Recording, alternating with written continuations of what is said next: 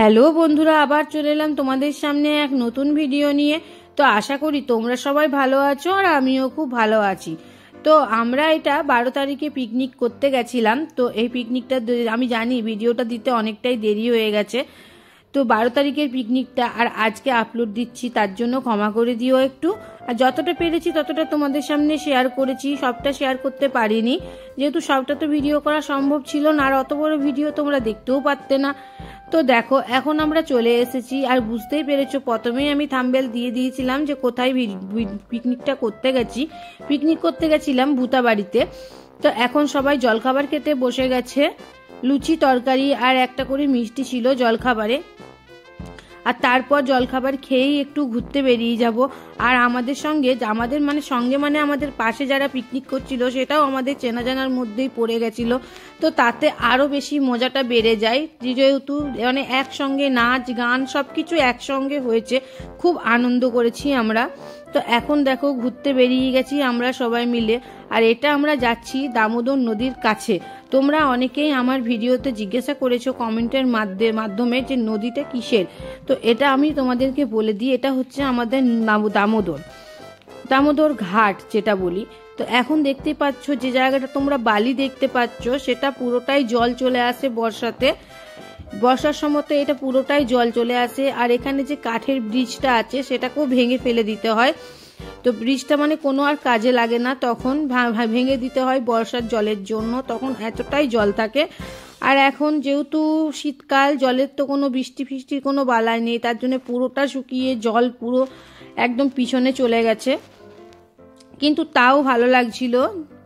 আর আমরা একটু জলের কাছেও গেছিলাম, তোমরা ভিডিওর মাধ্যমে দেখেছো, ওখানে গিয়ে কটা রিলস করেছিলাম যেহেতু। তো সেখানেই কমেন্টে তোমরা বলেছিলে যে জায়গাটা কোথায়। তো দেখতে পাচ্ছ এই ব্রিজটাই বলছি, এই ব্রিজটা বর্ষাকালে ভেঙে দিতে হয়। জায়গাটা সত্যি খুব সুন্দর, তাই না? আর তোমাদের যদি ভিডিওটা ভালো লেগে থাকে অবশ্যই লাইক কমেন্ট শেয়ার করতে কিন্তু ভুলো না। আর আরো নতুন নতুন ভিডিও পাওয়ার জন্য অবশ্যই চ্যানেলটাকে ফলো করে নেবে, আর ইউটিউব থেকে দেখলে অবশ্যই সাবস্ক্রাইব করে নেবে। তোমরা একটু পাশে থেকো, তোমাদের ভালোবাসা তোমাদের পাশে থাকলে তবেই আমি একটু এগিয়ে যেতে পারবো, তাছাড়া আমি কিছুই করতে পারবো না। তো দেখো এখন আমরা নিজেদের মতন করে ঘুরে চলে এলাম, আর এদিকে আমার কোকোসোনা ঘুমাচ্ছিল এখানে শুয়ে শুয়ে, ওকে তো নিয়েই যেতে হয়েছে, ওকে তো আর ফেলে রেখে যেতে পারবো না। তো এখন কোকোসোনা ঘুমাচ্ছিল, আর এইদিকে এরা বক্স লাগিয়ে পুরো নাচানাচি শুরু করেছে। মানে আমাদের বক্সটা পুরো ফালতুই নিয়ে যাওয়া হয়েছে। তোমাদেরকে তো বললামই যে আমাদের পাশে যারা চেনা জানার মধ্যে এসে গেছিল, তো তাদের বক্সেই পুরো নাচ টাচগুলো করা হয়েছে।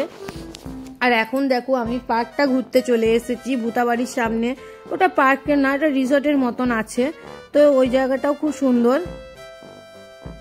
পুরো ফুল টুল দিয়ে সাজানো, খুব সুন্দর জায়গাটা। তো এখানেও পিকনিক করছে অনেকেই ভিতরে, আর আমরা বাইরে করেছিলাম। মনে হয় এখানে রেটটা একটু বেশি, ঠিক জানি না আমি। আর আমরা যে বাইরে পিকনিক করেছিলাম আমাদের কাছ থেকে 200 টাকা নিয়েছিল, আর বাকি এইখানকার রেটটা আমি বলতে পারবো না কত। তো এখানেও অনেকে পিকনিক করছে,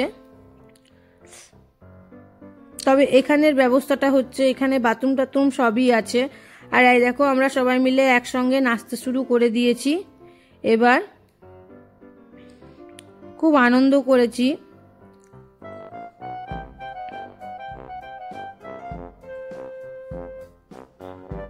তো যাই হোক, আজকের ভিডিওটা এখানে শেষ করলাম।